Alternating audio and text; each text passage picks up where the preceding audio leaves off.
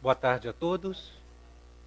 Que a paz do Mestre Jesus nos irmane em nossos corações, nossos pensamentos, nossos psiquismos, no amor de Deus. Agradeçamos em primeiro a Deus e a Jesus a oportunidade de estarmos aqui reunidos em torno da doutrina espírita, buscando cada um de nós o entendimento de vida espiritual, o entendimento das nossas realidades íntimas, o entendimento dos nossos propósitos encarnatórios, fundados pelo Evangelho de Jesus, que nos dá os suportes em nossas romagens, em nossas passagens por esse globo, por esta terra, firmando-nos, em nossa consciência, fortificando-nos para que possamos trilhar essas romagens com segurança, fortalecendo-nos cada vez mais em nossas passagens aqui por esta terra. Que Jesus Cristo abençoe, ilumine, proteja cada coração que se faça aqui presente hoje e que cada um alcance em seus entendimentos o que aqui vieram buscar, se ajustando, se fortalecendo para os desafios futuros que ainda estamos por enfrentar, cada um de nós, Então Jesus abençoe cada coração. Bem, então como a Vera nos leu, nos trouxe aqui observação do tema. Nosso tema está no livro 2, capítulo 1 do livro dos Espíritos, Dois Espíritos, que trata do perispírito, a forma e a ambiguidade dos espíritos. Conceitos que são muito profundos, muito importantes para nós, quanto espíritos encarnados, criaturas imortais que somos, essência divina que somos, Faremos algumas considerações iniciais a respeito dessa essência que nós somos. Então, no livro Gênesis, do Velho Testamento, no capítulo 2, versículo 7, Moisés traz uma reflexão em que Deus nos diz, em que ele nos diz, que Deus fez o homem do barro da terra e soprou em suas narinas um sopro de vida, e o homem passou a ser um ser vivente. Então aqui ele deixa muito claro para nós que o sopro de vida que nós temos de nós, ou seja, o que nós vivemos, o que nós somos, a essência que nós somos, é o sopro de Deus. É Deus habitando e vivendo em cada um de nós, intrinsecamente, em cada molécula, em cada elemento, em cada átomo de nós mesmos. Deus vive em cada um de nós. Somos essência pura de Deus. E estamos aqui trilhando as nossas passagens por essa terra para que nos aperfeiçoemos e estejamos cada vez mais percebendo o Deus em nós e no entorno de nós, a nos favorecer os processos de mudança, de transformação e de progresso na nossa vida. Sendo essência divina, entretanto, espíritos imortais e imperfeitos ainda, que estamos nesse processo de caminhada, necessitamos de progredir, de evoluir, de nos conscientizarmos dessa divindade em nós. Então, como essência, nós não conseguiríamos, já que é uma necessidade para nós estarmos nessa terra, como essência, não conseguiríamos nos fazer materialmente visíveis, tangíveis, necessários à vida de relação uns com os outros. Então, Deus nos favorece com outros elementos de ligação para que a nossa essência espiritual, ligando-se à roupagem física que nós necessitamos, que é o escafandro físico, a máscara física, a roupagem, a vestimenta física, a armadura física que nós necessitamos para enfrentar as agruras do mundo, que esse mundo, meus irmãos, embora seja de plena beleza, esplendoroso, que nos traz todos os recursos necessários de habitabilidade, desenvolvimento, de crescimento, de escolaridade necessária para o nosso progresso, mas é um mundo difícil de se viver. É um mundo de dor, é um mundo de provas, é um mundo de sofrimentos, é um mundo de desafios. Então, se nós não tivermos uma roupagem adequada para mergulharmos na densidade e nas agruras dessa atmosfera do mundo da Terra, não conseguiríamos transitar por aqui, como essência. Então, Deus nos favoreceu com um elo de ligação. E esse elo de ligação, como a Vera nos colocou, é uma estrutura fluídica que faz com que nós nos liguemos a essa estrutura física necessária à inter-relação.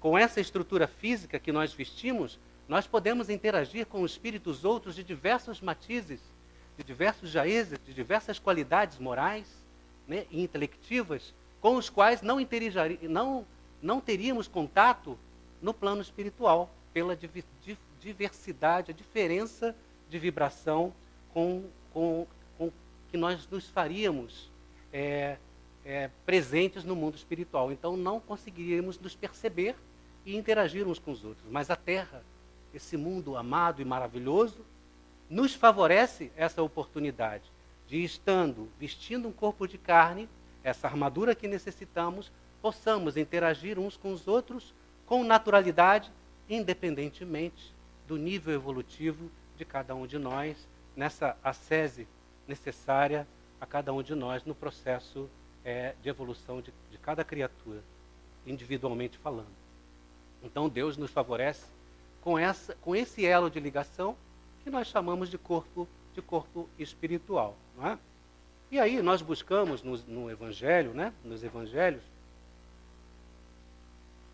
fundamentos para que a gente entenda e converse assim com mais profundidade, com mais base, sobre esses dois pontos específicos que são o perispírito, ou seja, esse elo, essa ligação fluídica que Deus nos favorece com o corpo, né? Nós, essência espiritual com o corpo, e a ubiguidade, que é o estado de consciência que o espírito alcança pela sua evolução, de estar em vários lugares, estando num outro lugar, né? Conscientemente interagindo, planejando, agindo, pensando, favorecendo o processo evolutivo de outras criaturas. Não é?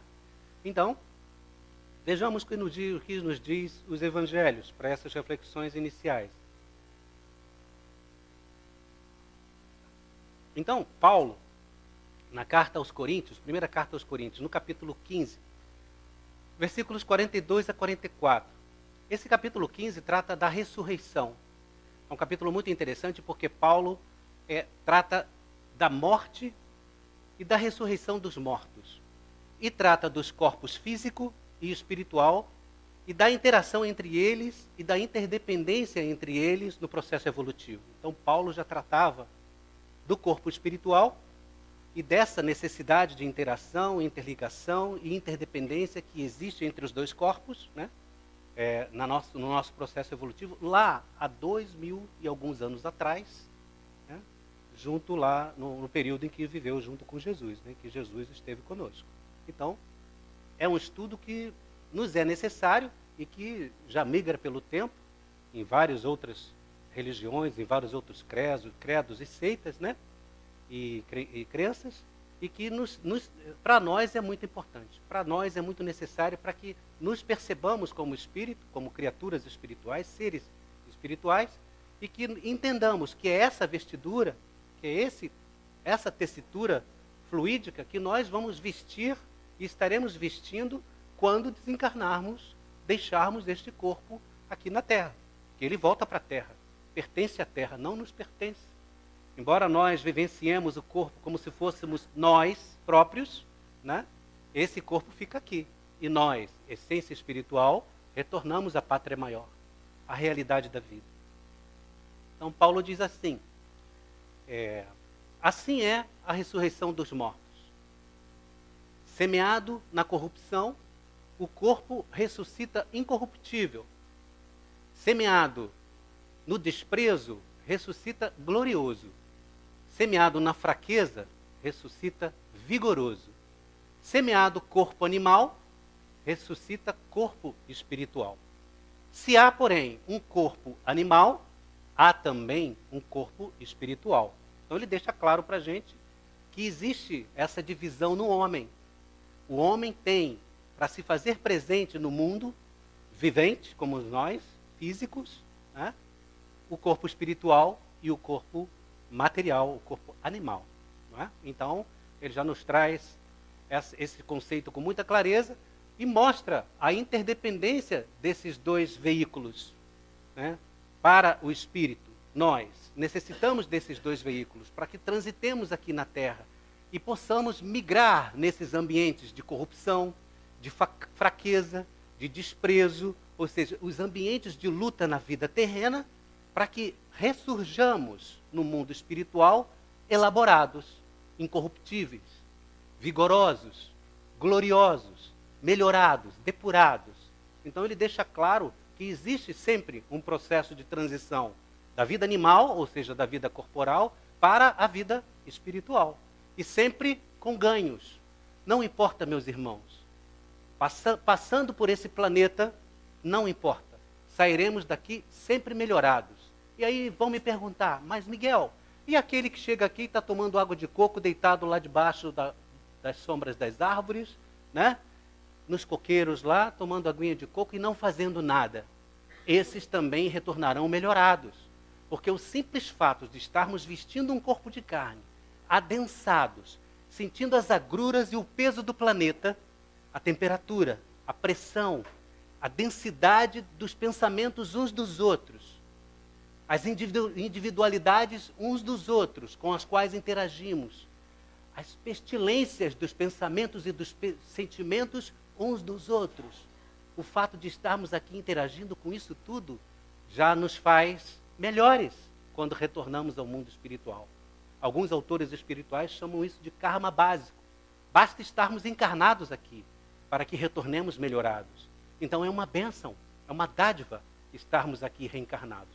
E não critiquemos, meus irmãos, aqueles que não fazem nada, que estão na sua, entre aspas, ociosidade, porque eles retornarão aqui vivenciando provas muito mais dolorosas e muito mais difíceis. Aproveitemos sim, nós outros, as oportunidades que temos aqui na carne, para vivenciar com consciência de espírito, as realidades da vida material que nos favorecem a depuração e o aperfeiçoamento da nossa essência espiritual, para, quando migremos à vida espiritual, estejamos lá, consciente, como soldados que retornam aos seus quartéis após uma batalha violenta e vigorosa, mas conscientes de que fizeram de si o melhor e que galgaram, sim, uma conquista gloriosa. Então esse é o nosso trabalho aqui. Não criticar e não julgar, porque a Deus cabe, assim, sim a Ele, só a Ele, esses ajustes, segundo as suas leis kármicas.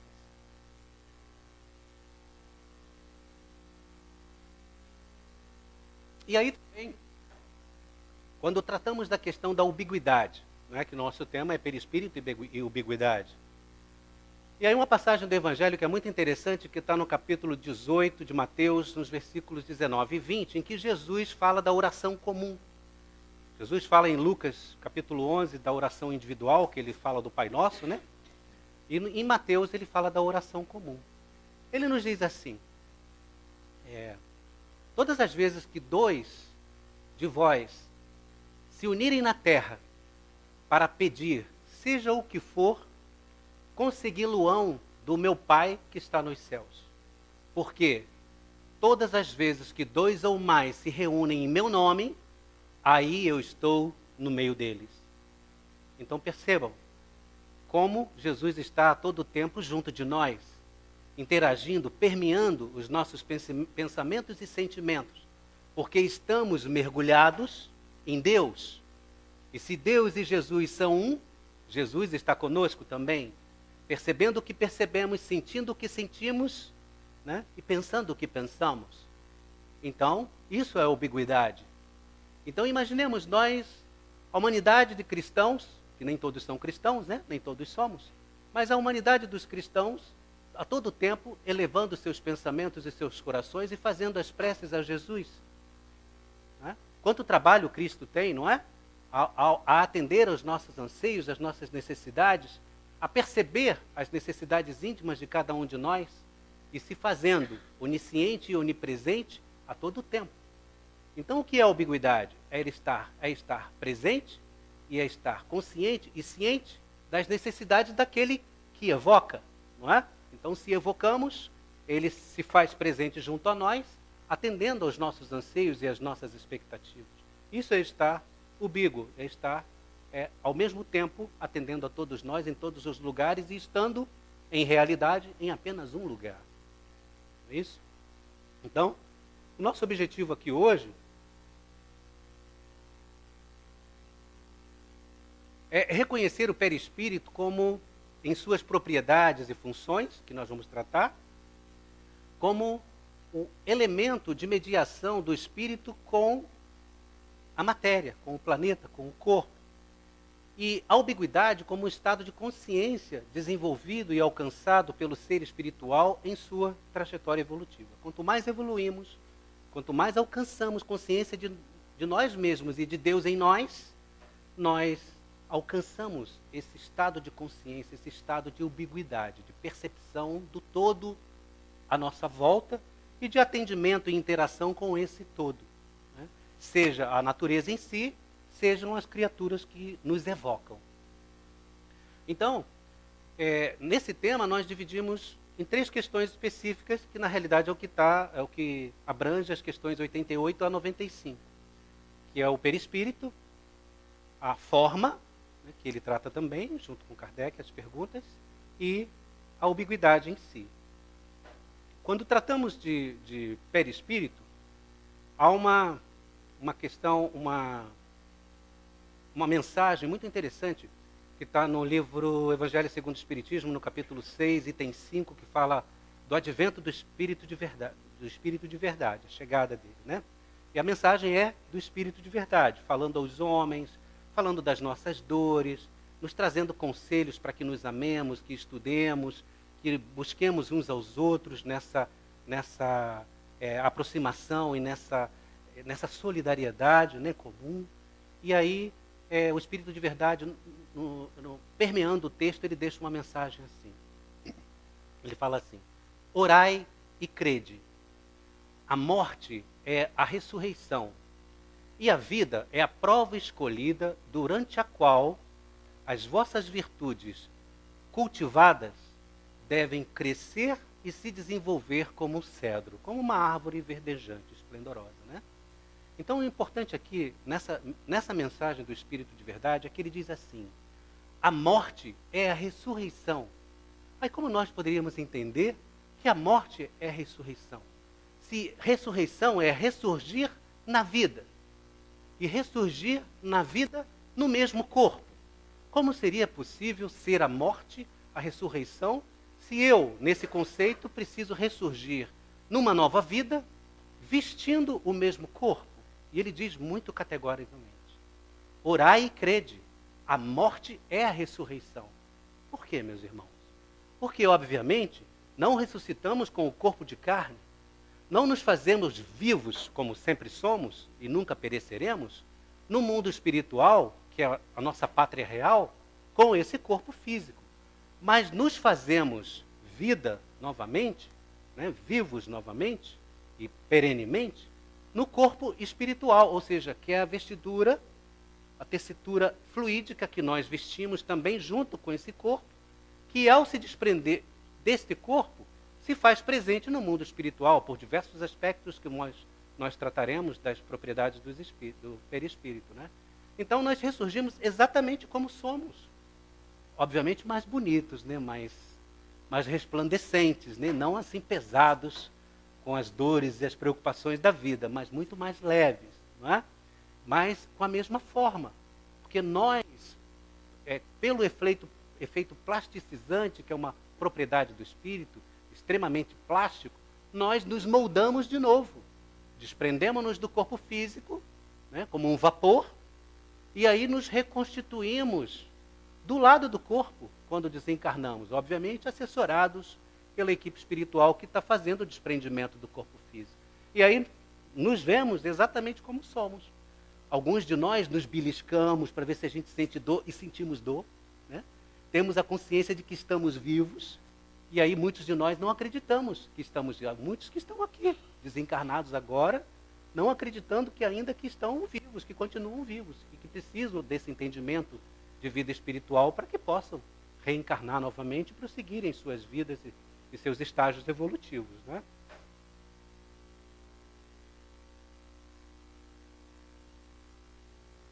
E aí, Chico Xavier tem uma frase muito interessante que está no livro Nas Moradas da Casa do Pai. É um autor espírita, que o nome dele é Tales Tácito de Pádua.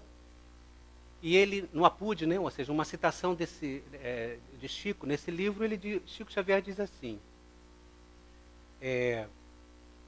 precisamos principalmente conhecer com profundidade o que é o corpo espiritual.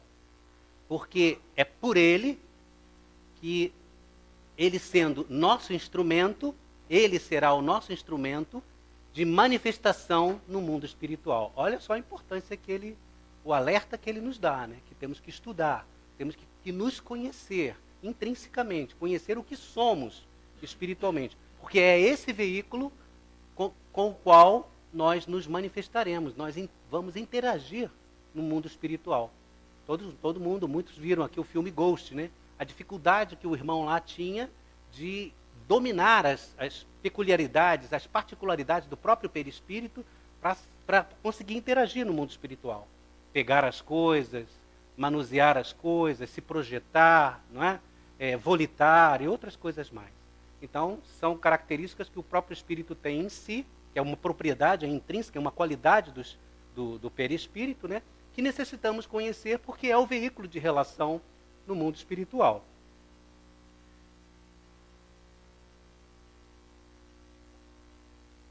Então,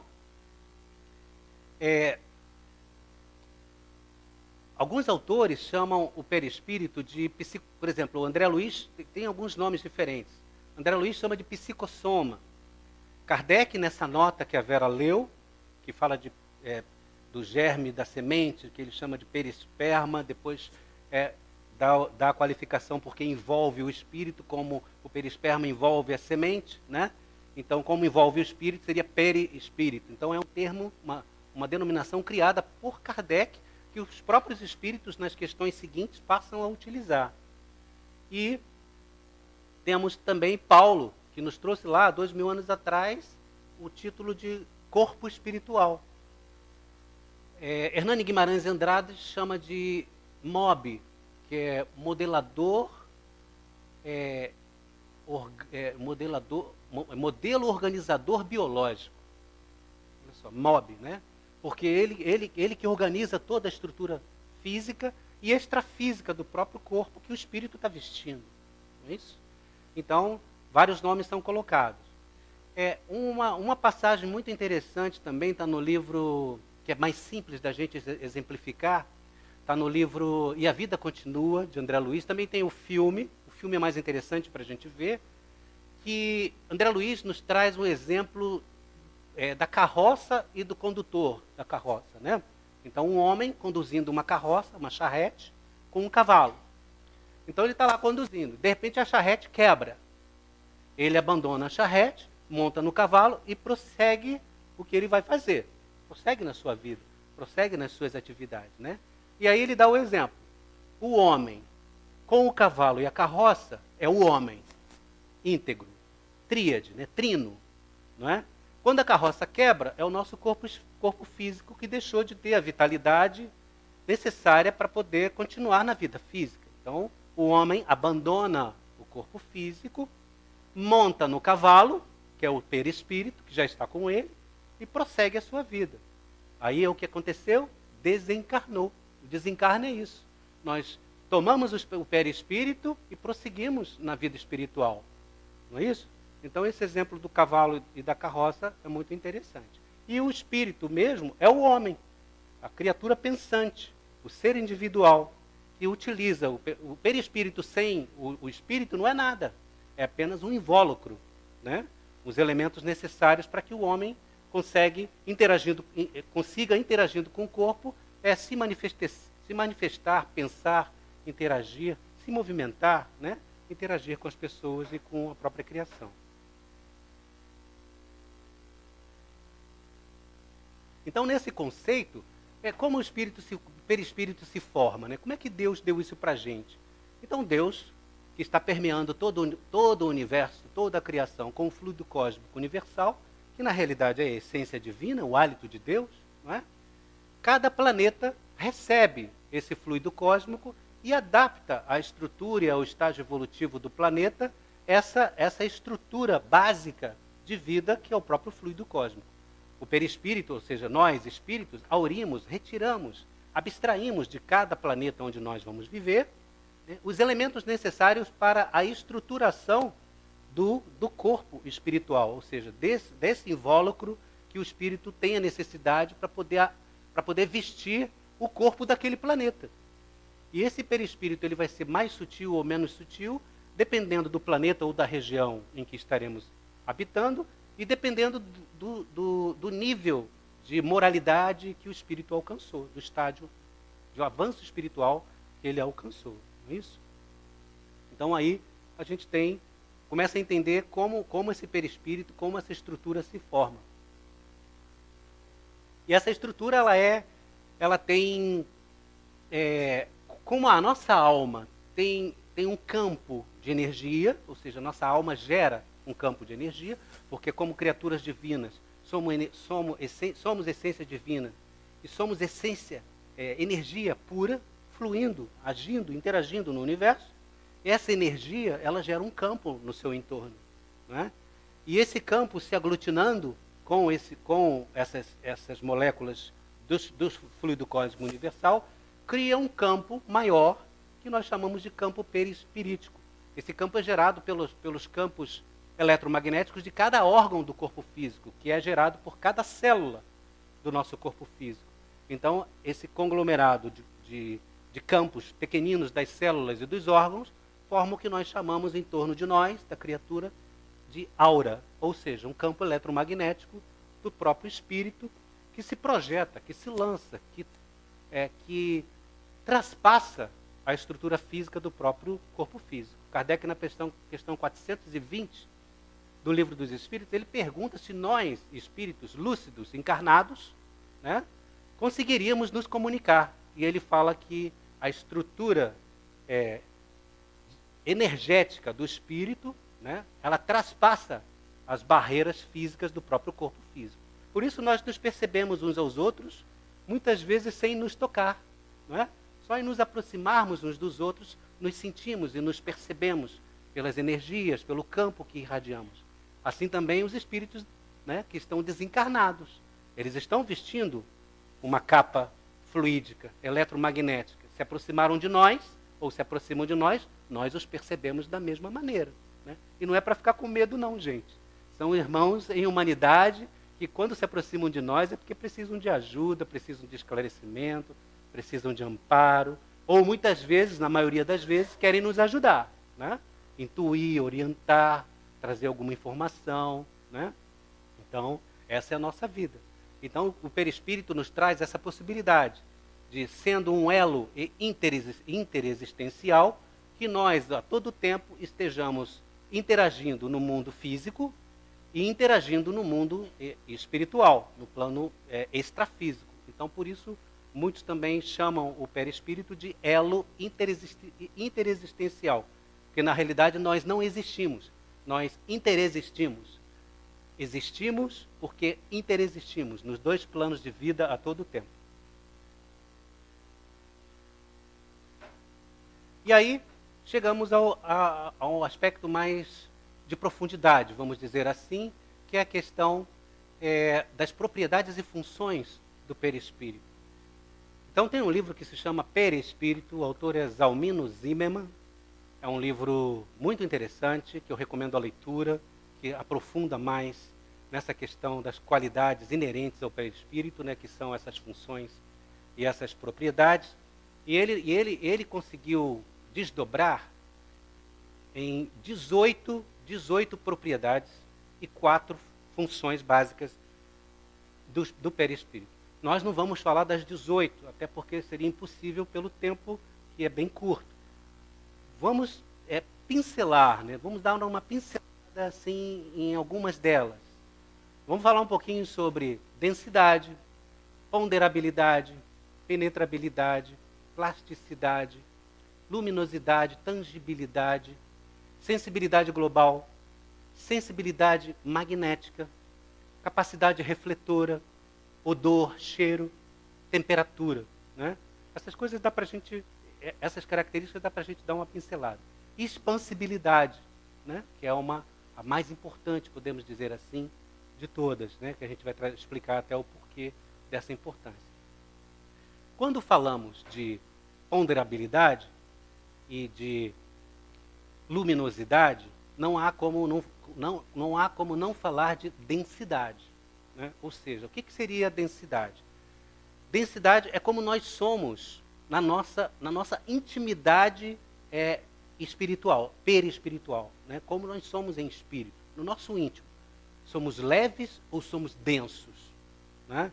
Inclusive, no livro Roteiro, Emmanuel diz que muitos de nós, quando estamos desencarnados, nós somos tão densos que parece que em torno de nós, a nossa capa perispiritual é como se fosse uma estrutura pastosa, de tão denso que é, aproximando-se muito do próprio corpo físico, de tão pastoso que é, tão denso que é, tão grosseiro que é. E outros de nós somos muito fluidos, muito leves, muito sutis, que quase não somos percebidos uns pelos outros, né? Quando estamos desencarnados. Então, esse estado de densidade, ou seja, de sermos mais grosseiros ou mais leves, mais sutis, né? mais tênues, vamos dizer assim, é o que se chama de densidade. Todos nós somos assim. E essa densidade, ela é proporcional, ou seja, nós somos tão mais densos ou tão menos densos de acordo com a nossa evolução moral. Muito evoluído moralmente, muito avançado moralmente, pouquíssimo denso é o espírito. O espírito é muito pouco denso, muito sutil, muito tênue e, consequentemente, muito luminoso. Naturalmente, esse espírito, por ser muito pouco denso, ele vibra num comprimento de onda, numa frequência de energia muito rápida, e essa energia, por vibrar muito rápido, ela gera em torno de si, naturalmente, uma luz. E ele alcança essa luminosidade própria. E essa luz, ela transita do opaco, da sombra, como ela explicou, né, no Kardec, até o brilho do rubi, numa intensidade muito fulgurante, não é? Então, nós percebemos aí que tudo está associado à nossa capacidade de evolução moral. Estamos evoluindo, lutando para conseguirmos isso, mas menos densos seremos, mais luminosos seremos. Inclusive, no livro Voltei, tem uma passagem do irmão Jacó, né, por Chico Xavier, que ele, quando desencarna, depois que acontece todo o processo de desenlace do corpo, e ele tinha sido um espírito muito diligente, muito trabalhoso, né, aqui na Terra, muito trabalhador, perdão, aqui na Terra, e aí ele tinha obras assistenciais e tudo, e ele achava que quando fosse chegar no mundo espiritual, por essas obras todas que ele tinha feito, que ele seria resplandecente de luz. E quando ele sai do corpo, né, quando ele se vê novamente constituído como Jacó, né, no corpo físico, ele vê que ele está opaco, ele não tem brilho, não tem luminosidade. E isso o deixa desesperado, né, querendo entender por que aquilo estava acontecendo, e fica num estado de ansiedade muito grande, querendo alcançar a luminosidade. E ele passa o livro quase todo nessa luta com ele mesmo, e quando chega no finalzinho ele começa a brilhar um pouquinho. E ele fica feliz da vida e entende o porquê que ele não tinha o brilho natural que ele tanto esperava, né? Então é um brilho natural que alcançamos com a conquista moral, e não simplesmente intelectual, ou de trabalho físico, ou de alguma contribuição numa obra assistencial, ou seja lá o que for. A conquista é íntima, de reconhecimento das nossas necessidades de crescimento e amadurecimento em moralidade, né? Essa asa que nós tanto buscamos junto com a intelectualidade. E aí, com isso a gente pode falar da ponderabilidade, né? Já entendemos densidade, luminosidade e a ponderabilidade. Então, os espíritos, principalmente William Crookes, nos primórdios lá do Espiritismo, quando fazia as experiências com os médiuns, na materialização, né?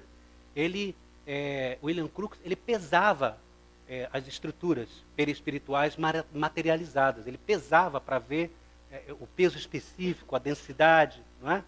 Inclusive, a questão dos órgãos, media batimento cardíaco do espírito Kate, ele tira o pulso, mede o batimento, aí ela tem 75 de batimento, a médium, que permite a materialização, está com 90 batimentos, né?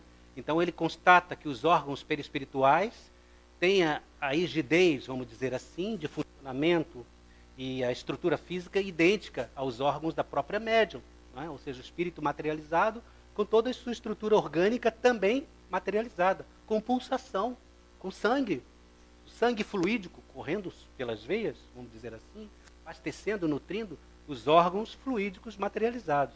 Então eles fazem essas experiências e conseguem ponderar, conseguem medir o peso específico. E esse peso específico do espírito, nessa ponderabilidade, nessa característica, está diretamente associado também à densidade, né? Então, e à moralidade. Então, quanto mais moralizado, evangelizado é o espírito, mais leve, mais sutil são os espíritos, né? Somos nós. Então, essa luta é uma luta que vale a pena, né? Nós corremos atrás para podermos, estando no mundo espiritual, volitarmos naturalmente, né? Sem termos que caminhar, por já termos o nosso peso específico já conquistado naturalmente, tornado leve, né, naturalmente. A outra luminosidade já falamos, a tangibilidade, que também já citamos, né, aqui da tangibilidade. Eu vou passar rápido porque o tempo está correndo. A tangibilidade tem relação com o aspecto, com as questões da materialização, que necessita de um suporte ectoplásmico, né, de uma substância animalizada do próprio médium, numa doação fluídica, para que o espírito, aglutinando no seu perispírito, atraindo para si essa substância ectoplásmica, ele possa se fazer presente e visível no mundo físico. E aí ele se faz tangível, nós podemos tocá-lo, né? Essa tangibilidade também é uma peculiaridade, uma característica, uma qualidade inerente ao perispírito. Ele pode se fazer tangível, visível. Muitos espíritos aparecem para nós, como eram em encarnações passadas, materializando-se realmente, ou fazendo-se presente com o corpo fluídico, simplesmente, né? A outra é a sensibilidade global, ou seja, quando estamos no mundo espiritual, nós não percebemos e sentimos com os olhos, com o nariz, né, com o tato, nós percebemos e sentimos com todo o corpo espiritual, né? Ou seja, por isso muitos médiuns, às vezes, com a visão espiritual, ele vê por trás, né? Tem a sensação de que está enxergando pelas costas, ou pela nuca, ou pelo peito, não é? Ou seja, isso é o que chamam de transposição dos sentidos. Inclusive, Lambroso, né, faz uma experiência com uma jovem, uma médium de 14 anos, em que ela tinha essa transposição de sentidos, né? A visão dela estava no lóbulo da orelha e na ponta do nariz. E ele começa a iluminar, refletindo a luz com uma lente no lóbulo da orelha, e ela virava o rosto porque se sentia ofuscada com a luz no lóbulo da orelha. E também o olfato era no queixo. E depois o olfato migra para o calcanhar, né, para o pé. Então, isso transposição dos sentidos. Então, ela não enxergava com os sentidos físicos. Ou ela não sentia com os sentidos físicos, e sim com o sentido, a sensibilidade global do perispírito, não é? Alguns médiuns têm essa característica, têm essas possibilidades na vida física de vivenciar essas experiências de sensibilidade. Já a sensibilidade magnética é a capacidade que o perispírito tem de concentrar energias eletromagnéticas. É o que acontece no passe no salão. Aqui, né, quando nós tomamos o passe, o médium se posta diante de nós, os espíritos que vão dar o passe em nós, na realidade o médium é só um elemento de transição ali, né, de apoio para o espírito que vem nos cuidar. Então o espírito se aproxima do médium e o perispírito dele irradia fluidos espirituais por intermédio do médium, que, jungidos aos fluidos animalizados do médium, se adequam, se compatibilizam com a necessidade de quem vai receber o passe, que necessita de fluido animalizado.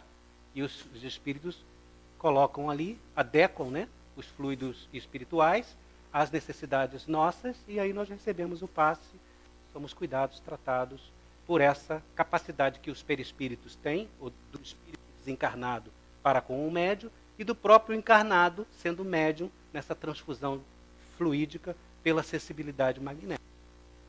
A expansibilidade, que é um outro aspecto dessas características do perispírito. A expansibilidade é a capacidade que o espírito tem de expandir a sua consciência e o seu pensamento, né, independente das distâncias em que ele possa estar restrito, né, e da própria matéria, do ambiente ou dos obstáculos. Então ele se expande e favorece com isso a emancipação da alma, né? Os médiuns de radiação, né? Os médiuns de desdobramento, né? A questão da incorporação, que então o médium expande e o espírito se aproxima, e aí fica mais fácil o contato perispírito a perispírito, e aí ocorre a incorporação, não é isso? A própria vidência mediúnica, né? Em que o médium se expande, e aí com a sensibilidade global ele vê o mundo espiritual e passa a distinguir os espíritos como se estivesse vendo um de nós, né? Cada um à sua maneira, obviamente. Então, a expansibilidade ela se torna, dentre essas características, uma muito importante nas questões das manifestações da fenomenologia mediúnica. E aí temos também o odor, o cheiro e a temperatura, né? O cheiro é muito comum, a gente se aproximar às vezes de algumas pessoas e sentir um cheiro diferente, um cheiro estranho, não é? Um cheiro que a gente desconhece, às vezes um cheiro pútrido, nauseante, e às vezes um cheiro muito maravilhoso, aconchegante, né? Em que ficamos embevecidos, né? Chico Xavier ele emanava um cheiro de rosas, não é isso? Alguns espíritos que se aproximam aqui no salão, aí percebemos um cheiro de própolis, né? Ou cheiro de flores, ou cheiro de éter. Na realidade é o perispírito dele que está trazendo essas sensações para a gente. E o perispírito vibra numa intensidade tão grande que forças eletromagnéticas irradiam dessa estrutura perispiritual, trazendo o que está impregnado nele. E aí nós percebemos esses odores que nos são específicos, característicos, ou odores que o próprio espírito quer que nós percebamos.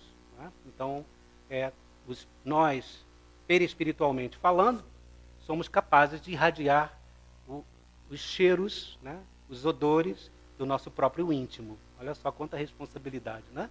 Como a gente tem que se cuidar e se melhorar para que a gente irradie o melhor de nós e sintamos que estamos atraindo as pessoas porque querem ficar perto da gente, não sendo repelidos, né? Por náusea, por sentimentos difíceis. E aí, a temperatura também é comum. Médiuns, quando sentem a aproximação de um espírito difícil, né? Um espírito inferior ali, difícil, sentir frio, muito frio, um torpor gélido, né? A sensação muito arrepios. Então essa temperatura também é perceptível. Como um espírito bom, um espírito assim avançado, sentimos aquela aproximação cálida, né?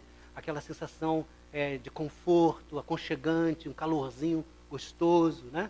Então também tem essas possibilidades do perispírito transmitir para a gente essas temperaturas.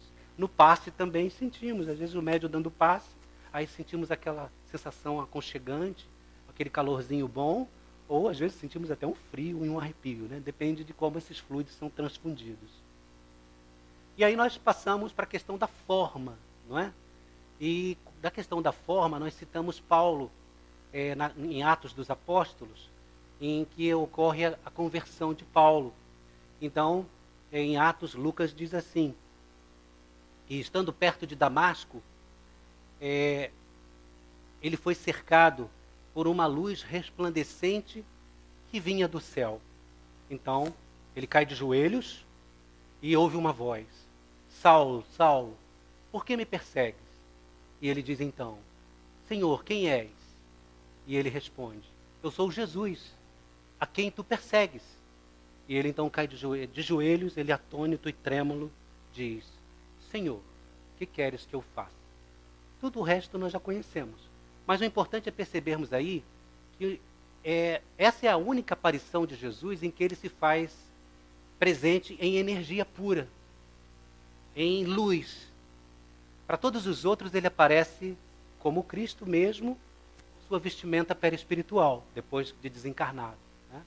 Mas para Paulo não, ele aparece para criar um impacto magnético, de vibração, de energia, para que ele sentisse e percebesse quem era ele, o Cristo. Inclusive Paulo fica cego. Alguns de nós, se víssemos um espírito de luz, um espírito superior, visivelmente falando, na sua forma específica, pura, ficaríamos cegos também. Porque essa luminosidade é tão forte que ofusca uma luz nessa intensidade, porque a própria luz é muito intensa. Então Paulo fica cego e a gente vê. E Kardec pergunta aos espíritos se os espíritos têm forma na sua essência, né? E ele diz que, e ele pergunta, é um clarão, é uma luz, é uma chispa, é uma fagulha, é uma centelha? E aí os espíritos, pode chamar como quiser, né? E Kardec pergunta, tem uma forma contínua, definida, específica? E aí os espíritos dizem, para vocês não, mas para nós sim, né? E aí ele mostra também, pergunta da cor, e ele diz que varia do opaco ao rubi, nessa questão da moralidade e da luminosidade, não é? E a forma, como nós conhecemos, da questão da plasticidade, né? Ou seja, o espírito consegue se moldar. Eu queria falar um pouquinho mais da plasticidade, mas não temos tempo, né? Então, é interessante, leiam o livro Perispírito, de Zalmino Zimmermann, e também leiam Kardec, Livro dos Médiuns, questões 52 a 58, fala também do perispírito, e a questão 98, que fala do fenômeno do transporte, que fala da expansibilidade e também fala do perispírito em si, da penetrabilidade, da porosidade, né? Falando rapidamente de ubiguidade, para nós fecharmos e abrangermos aqui as questões. Então, o que seria a ubiguidade, não é? A ubiguidade seria a capacidade que o espírito tem de, estando num lugar, fazer-se presente, consciente, pensante, interagente, individualizado, específico e proporcional às necessidades daquele que evoca. Não é? Ou seja, ele se faz presente em vários lugares, ao mesmo tempo estando num lugar só. Isso é a ubiguidade. E essa capacidade é conseguida à medida que o espírito evolui, avança em seus propósitos encarnatórios, no seu trajeto evolutivo. Ele alcança esse estado de consciência. Um exemplo específico seria a luz do sol. A luz do sol, em tese, atinge tudo e todos ao mesmo tempo, no mesmo lugar, com a mesma intensidade. Em tese, porque não vence determinadas barreiras. Na ubiguidade, não. O espírito penetraria tudo. Não tem tempo, não tem espaço, não tem matéria. Né? Poderia se comparar com a televisão. A televisão chega para nós em todo o mundo, em vários lugares, partindo de um único ambiente, mas irradiando uma única mensagem, que não atende a todo mundo. Mas na ubiguidade, não. Ela irradia, o espírito irradia de si, que é o centro irradiante, mas chega a todos em locais diferentes, atendendo às necessidades específicas de cada um de nós. Não é? Então isso é ser ubíguo, estar onipresente, onisciente, sendo capaz de atender o que nós necessitamos, aqueles de nós que o evocamos. Né? Também queria falar um pouquinho mais de ubiguidade, mas não dá tempo. Né? Eu recomendo a leitura da Revista Espírita, de maio de 1866, o capítulo que fala sobre Deus está em toda parte. Muito interessante, é um tema que Kardec desenvolve e fala sobre a ubiguidade. Né? Então, para fechar, nós vamos deixar uma frase que está nesse livro Roteiro, né, que o capítulo é Perispírito, que a nossa irmã Vera leu, né? E no final do capítulo ele diz assim: o perispírito, enquanto corpo somático, obedece às leis de gravidade do plano se afina.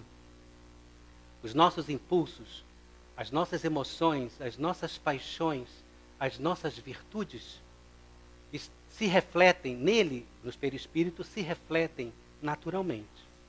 Por isso mesmo, durante séculos e séculos, nos demoramos nas esferas da luta carnal ou nas regiões inferiores que lhe são fronteiriças, purificando-nos, purificando a indumentária, a nossa indumentária, embelezando-a, a fim de preparar, segundo Jesus nos disse no seu ensinamento, a nossa veste nupcial para o banquete do serviço divino. Que Jesus Cristo abençoe,